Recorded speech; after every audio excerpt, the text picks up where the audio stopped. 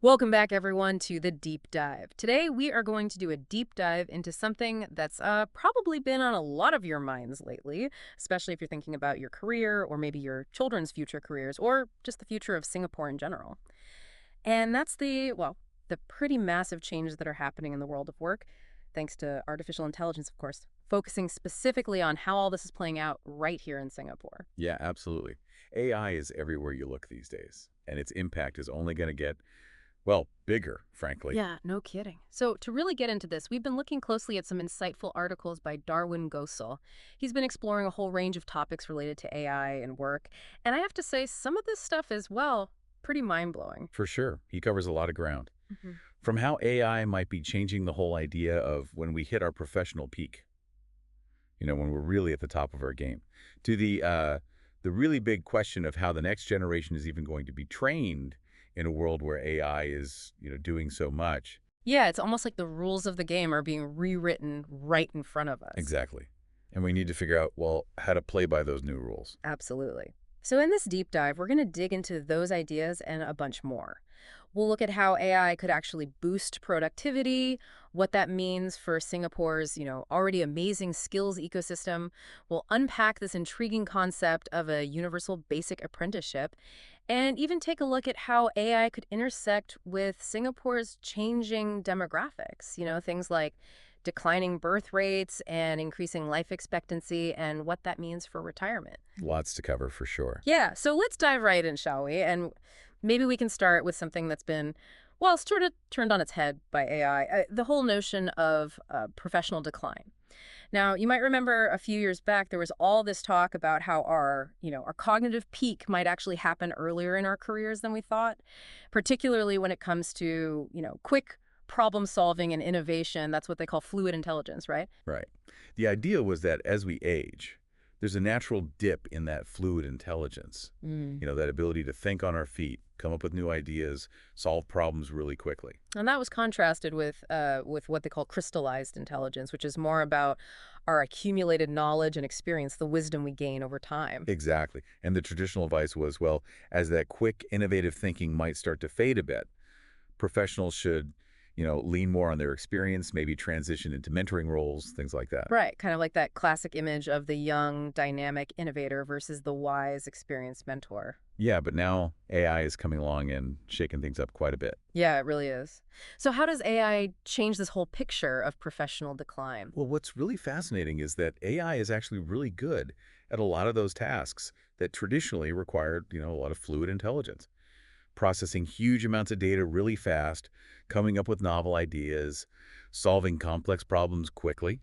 Things that in the past might have been seen as the domain of younger workers. Right. So one of the articles had this great example of a woman named Sarah. She's a software architect in her 50s.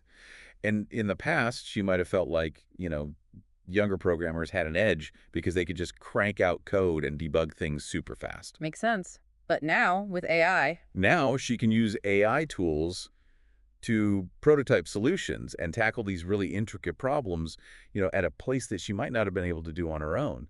So AI is actually helping her stay at the top of her game even as she gets older. so instead of AI pushing experienced professionals out, it's actually giving them a way to kind of boost their capabilities. Exactly. It's extending their professional relevance by, in a sense, filling in any gaps that might be emerging from that, natural decline in fluid It's a intelligence. huge shift in perspective. It's almost like AI is making experience even more valuable. In a way, it is.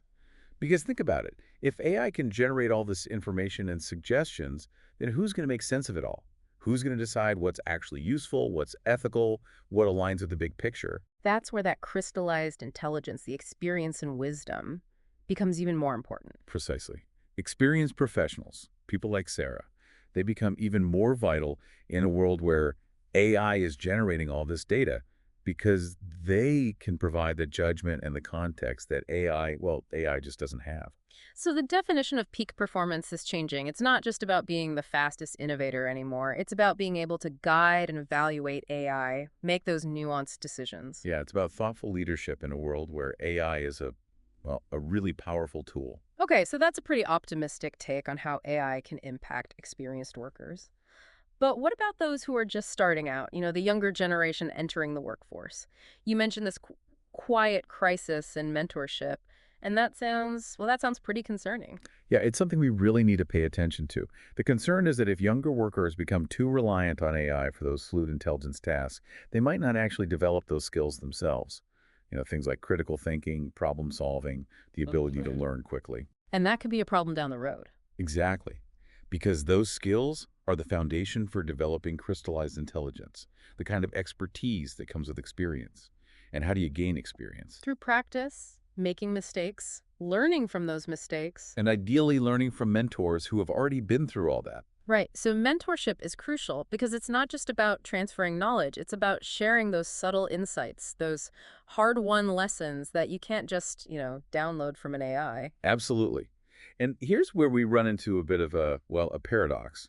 Companies want experienced hires, people who can hit the ground running.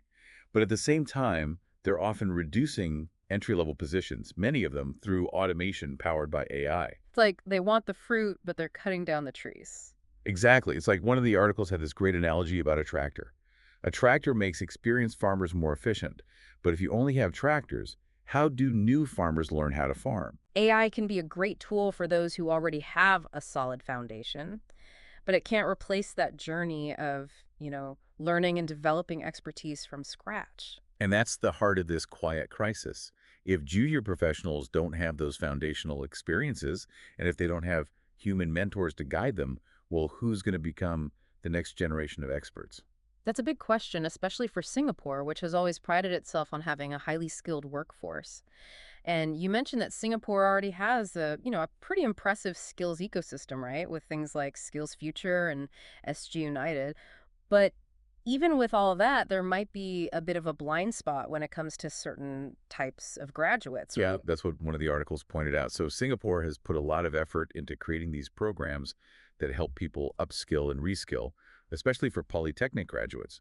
There's the work-study degree program, which lets them earn a degree while they're getting real-world experience. Which is great. It is.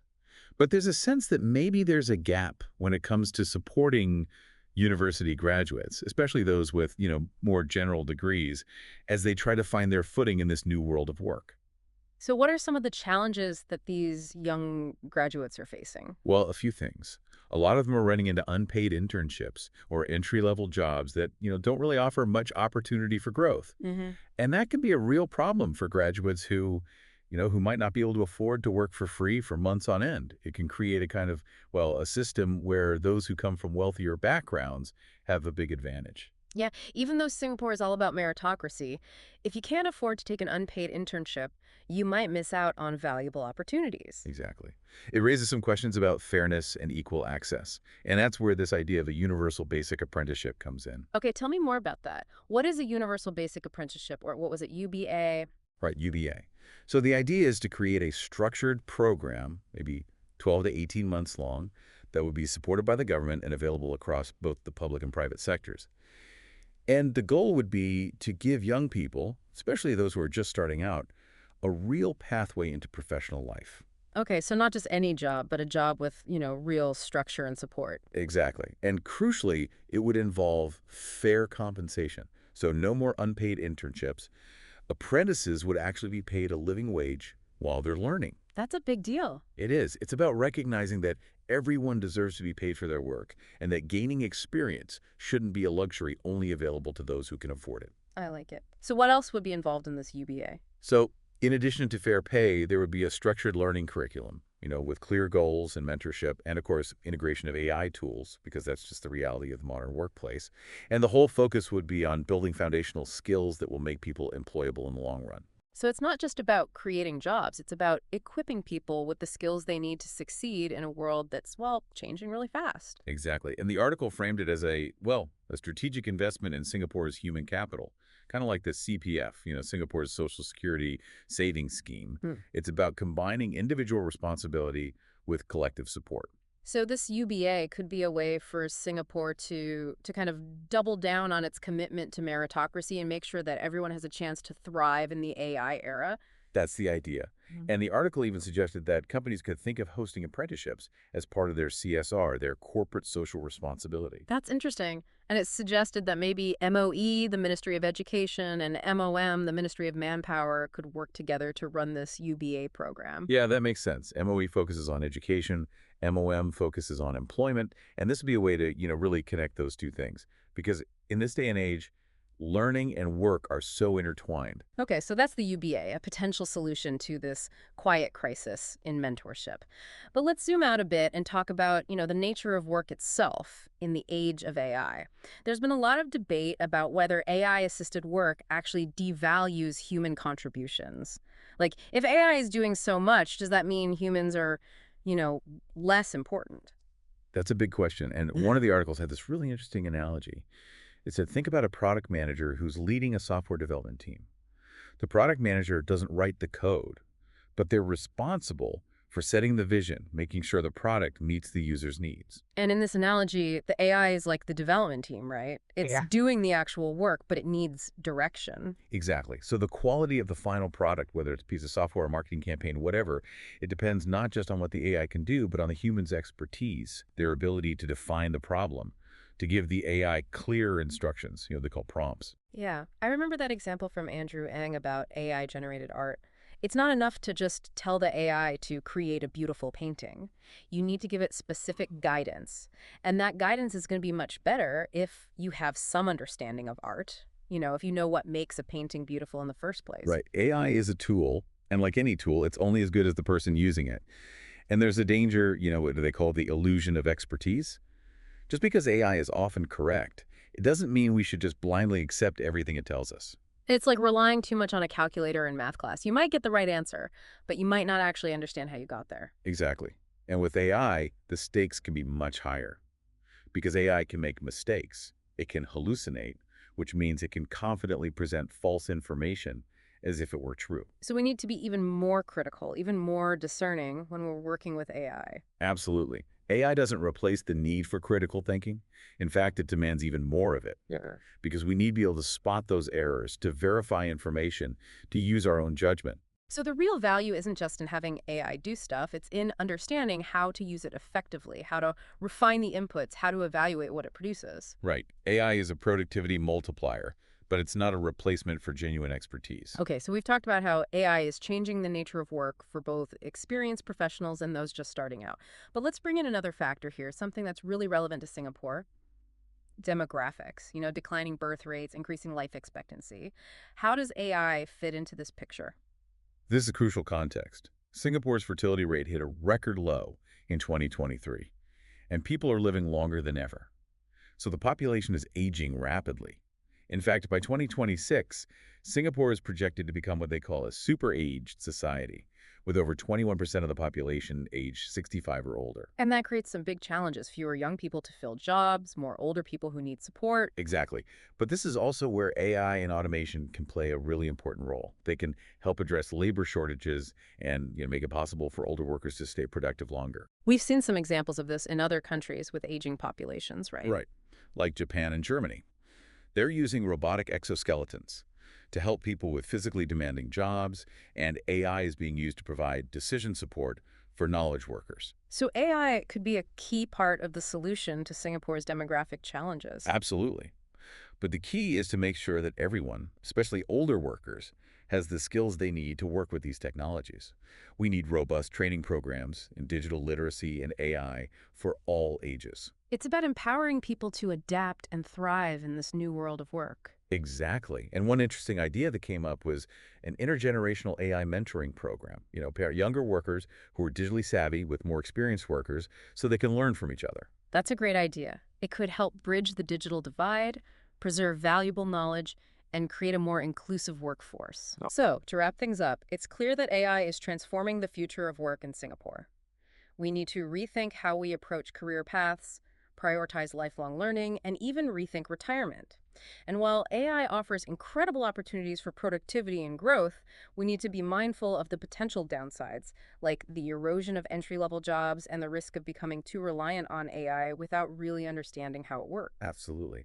And for Singapore to truly thrive in this new era, We need to be proactive. We need to foster a culture of lifelong learning, explore innovative solutions like the universal basic apprenticeship, prioritize mentorship, and view AI as a tool that can amplify human potential, not replace it. And with that, here's a final thought for everyone listening. As Singapore navigates this rapidly changing world, what skills do you think will be most valuable in the years to come? Are you actively developing those skills yourself?